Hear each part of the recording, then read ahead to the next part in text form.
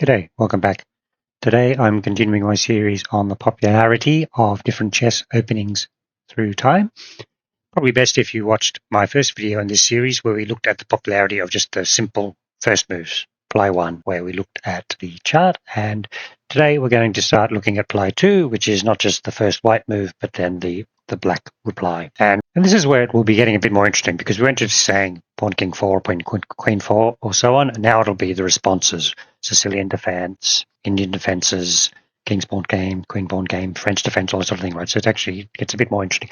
And through history, we actually get a sense of which of these openings at the ply 2 level have come in and come out of favor.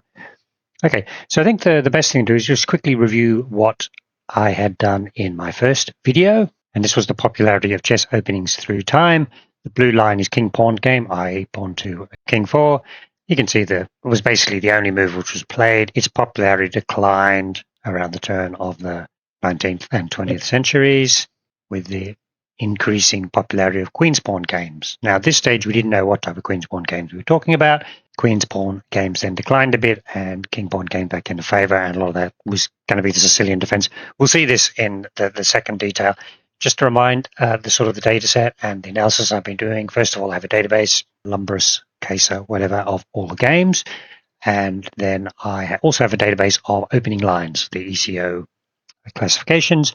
And basically I just fed each ECO line, there's like 3,000 of them, into the database to work out how many of them were played through time.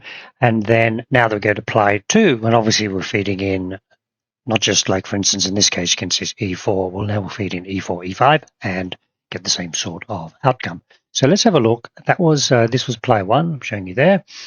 And now let's have a look at ply 2. Let's just look at SCID quickly just to have a bit of a conversation of what we are talking about. If you look at that, the red lines are white's first move, which is what we analyzed in the previous video. E4, D4, C4, and knight to F3, basically the 4 openings which showed up as being quite popular. And then what we're looking at today is if E4 is played, then what are the responses? And actually, you can play almost anything as black in this case. So the most frequent ones would be C5, Sicilian, E6, the French, but you've also got king's pawn games, Alekhine defense, center counter, Perk, and Caro-Kann. A lot of choices, right? And then if we look at the D pawn games, then you got the Dutch, not very frequent, but basically you've got Indian and symmetrical defenses as well. So these are basically the openings which we're going to be showing. We're going to be analyzing the frequency and popularity of. Already done the analysis. This is just charting it. Okay, cool. Now this is a very interesting chart. We're going to spend a bit of time delving into this in a little bit more detail, but we'll just have a quick look at it for starters. What you can see is, look at this king's pawn game, E4, E5. You can see the gradual sort of decline from it was almost the only opening which was played, and then another big step down here in the 1920s, and this is when the Hypermoderns came to the fore, because you can see that is effectively being replaced by Indian defenses, right? Almost never played before. An Indian defense is D4, followed by knight F6. Now at this stage, we don't know if it's an IMSO Indian or it's a King's Indian or Queen's Indian, or whether it actually transposes back to various Queen's Camp and Decline type games. But at this stage, you can see definitely it took off. You can also see a couple of other trends here, which we're going to look into in more detail, because it's not just the trends, it's who's behind these changes, right? We're going to look briefly at 4 of these evolutions of chess openings. The first one, because it's probably the least interesting, but look at this purple line here. That's the French defense being played quite a bit more after 1870 towards 1900. And then the next important evolution is not the Indian defenses per se, but you see this period around the turn of the 19th century to the 20th century. You've got a lot of queen's pawn games, D4, D5. We're obviously heading for different versions of the Queen's Gambit, Decline, and the Slav, and so on. Just want to mention the pickup of the Indian defenses. And then the final one here we're going to have a look at is from about post-World War II into about the late 1960s. The orange line there is the Sicilian defense. You can see each of these sort of periods then held, right? Sicilian is still probably most popular opening out there, particularly most popular response to E4. Indian defenses, still very popular. And then King's Pawn game still gets played. Obviously, a lot of Roy Lopez's in there, but it's only about 10% of games. And the French defense, this purple one, although it's sort of it's come off a bit. It certainly played quite a lot, and obviously it's been quite prominent in the last two chess world championships as well. So maybe you'll see its popularity pick up a little bit. Right. So that's sort of the general overview. Add apply of two.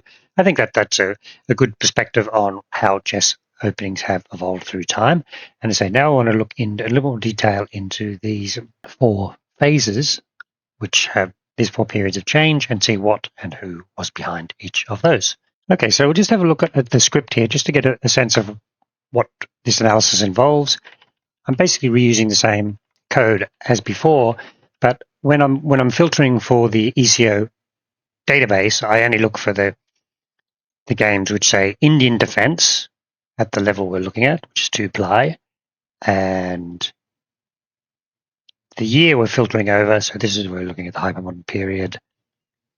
That's the file I save it as, but also the minimum number of games a player to have played to be considered. And I run these separately. Actually, it only does one at a time, but I'll just show you the one period we're looking at. We're looking at this Indian Defense, Hypermoderns. We're looking at that Queen's Pawn game pickup in the 1890s and so on. Sicilian Defense, 45 to 65, and French Defense, 1870 to 1885. So we just run them one at a time, and then I'll just show you how this works. You can see what it's doing here, doing the French Defense first. And what it does is it does all to start off with, which actually just giving you the E4 bit of that. It cycles through the different years, and then it will then do the full search E4, E6. And then what it gets is a list of the players who've played that game in those years. And the reason why I did that all thing is it's also a case of opportunities. The player played, let's say, faced E4 100 times, and he played the French, say, 50 times. So you can get a sort of a percentage of not just how often the player played the opening, but how much they played it given the opportunity. And then once that's finished, we'll just let that run. You can see that's clicking through. Then it will give me who played the games the most and who played the game the most percentage. I'm storing that little sort of CSV file, and then after this is finished, we'll show the charts. This is for the French Defense, and as I say, I've done the same thing for Sicilian Defense, Queen Pawn game, and the Hypermodern Indian defenses. Okay, so that's finished. Let's have a look at the number of games played. I've got just a few different scripts here, Okay, so we're talking the French Defense between 1870 and 1885. This is the number of French Defense games which were played by different players. And we've got some of the classic names in here. Blackburn is one of them. These other guys, not too familiar with. Paulson, De Vere, Chigerin even. So that's a number of French defense games these players play. But I guess the real thing is, were they playing it all the time, or did they just play more games of chess, so they ended up playing more French defenses? Bring up the percent chart, see how different that looks. Okay, so now you can see we have got Schwartz, Salmon, Blackburn's still there. He's the red line here. He played it fairly consistently. So I think this is trying to give you a sense of there was a genuine pickup in the number of French defense played over that period. It's not very clear who was behind it, or was just different players trying it. I mean, who's this purple guy? Joseph Noah. So obviously fairly unknown players. Some of them we know is there. I mean, he has this famous line, the French defense. So that makes a lot of sense. And this is probably the least clear of the examples, but I just wanted to show that process. And then now, just close this.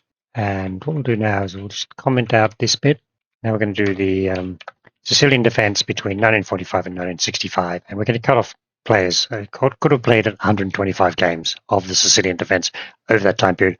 And you'll see why. A lot of players are playing this very actively. So just out of that, and that'll run. And we'll come back when that's finished. And we're back. Let's see who played the most. And you can see there's some big names in here. Taimanov, Najdorf, down a little bit lower, Grigorik, Boleslavsky, Burke. Okay, many famous games, Tal, Geller, and so on. So this is kind of showing you at the number of games played level that there's a lot of the Soviet players who were sort of leading the development of the Sicilian after World War II. And then if we do the percent version of this chart, we've got Polykievsky, Benko, a few other names, Boleslavsky higher up, Taimanov, Najdorf. So these guys' names are all over the ECO lines, and you understand why, because they played it so many times. Spassky's there, for instance, Tal lower down, Geller, and so on. So this is sort of the set of players who are doing all the main development. Now, get later on in this period, obviously you got Fischer, but at this stage he hadn't played enough games in the line. And then obviously Kasparov later. I mean, they're two famous players in particularly the Najdorf of the Sicilian. But you can see all the earlier work here is done by the players we've listed here, which I think is really interesting. So, and it'd be good to reference what Wikipedia says about that as well. Here's the Sicilian page on Wikipedia. And I think that the period we're mainly talking about is the fortunes of the Sicilian were further revived in the 40s and 50s, period we're talking about. Boleslavsky, Kotov, Najdorf, find not one of them, but he mentioned something about it, and these other people which were on the chart, Larsen, Polydevsky, Taimanov, Tal, and so on, right? So you can see they really were the instigators of the whole movement, and then Fischer and Kasparov a little bit later on, extending on it. If we go back to the chart we're trying to explain at the moment, is this one. We look at this little French pickup here. This is a sort of this progressive build-up in the Sicilian, and now we're going to quickly look at these other two periods: the Queen Pawn game, and then this Indian defense line, which will be sort of perhaps the most interesting of the ones to look at in terms of the sort of explanation and the players behind it. Go back here, just comment out the Sicilian, and what we're going to look at now is Queen's Pawn game, 1885-1910, at least 30 games played. Let that run, come back when it's finished. Okay, let's have a look at what this shows in terms of number of games played. And in some ways, I should be measuring who played d4, because that was the main shift, wasn't it? That people shift from playing e4 to d4. But anyway, Chigrin, Janowski, Lasker, Charash, Showalter, Blackburn, Marshall, all the big names you'd expect. And then percentages wise, Showalter, Leonard, Steinitz, Janowski, Rubinstein. So these are all the people doing the early development in Queen's Pawn games, and therefore the Queen's game declined, as opposed to the Indian defences, which became more prominent in the 1920s and 1930s, which we're going to look at now. So what we're going to be looking at this time is it's going to be Indian defence opening between 1900 and 1930, and let's see who was behind this hyper-modern revelation. Just let that run, and let's have a look at what we got. Here's a list of the who's who of the hyper-modern era in terms of the number of Indian defence games played in the Queen's Pawn game. Reti, Irv, Alekhine, Capablanca, not so much, but we'll have a look at, when we look at percentages, Bogolyubov, Nimzovich, Samish, Grunfeld, Tartakova, so on. Just a list, and let's close that and look at the percentage. And once again, same lists. Samish, Cole is unusual, Grunfeld, Bogolyubov, Nimzovich, Reti, Irv, Alekhine, Tartakova. It's basically a list of the who's who in the hyper-modern defense. And I think it'd be good just to reference what it says on Wikipedia about this. Hyper-modernism. You can see the people who get mentioned. Nimzovich, for sure, founding, leading practitioner. Alekhine, world chess champion, who associated with hyper-modernism, and all the openings we've been talking about. Not so much already, because that's a different starting point. But anyway, King's Indian defense, Queen's Indian, Nimzo, Grunfeld, Bogo Indians, Old Indians, Catalans, and so on. Not all captured by the opening analysis we have just done, but obviously a lot of them are. And then you look at the history here, these names we've seen mentioned, Nimzo, Reti, Tartakova. Breyer didn't show up, but Bogolyubov and Grunfeld, among others. And so that's sort of matches what we were finding, which is really good. If we just go back and review what we've looked at, we extended our analysis from last time to include the second ply, and we had a brief look at who was behind this pickup in the French defence, Queen's Pawn games, most particularly the hyper-modern Indian defence openings, and then the Sicilian. So that's the sort of extra step we've done in this analysis. And as I go further and deeper into the openings, hopefully we'll find out a few of these other interesting trends. And then the final thing we will do is we've got a little animation. Create it. Let's create the animation first. Okay, welcome back. Let's have a look at that. Just slow it down. So we've got E4, E5 way up the top in 1870s, 1880s. Few things coming to the fore. French defense, Queen's Pawn game. We've looked at those sort of evolutions in that previous analysis. But now in 1900s is the Indian defense, which goes flying to the top as the hyper-moderns take the fore. And then King's Pawn games, come back, and then Sicilian Defense has come back, which is becomes the most popular opening. So it's Sicilian Defense and Ninja Defense. Both of those could be considered hypermodern openings, and they jockey for top position, as we saw in the line chart before. So I might put this up as a short.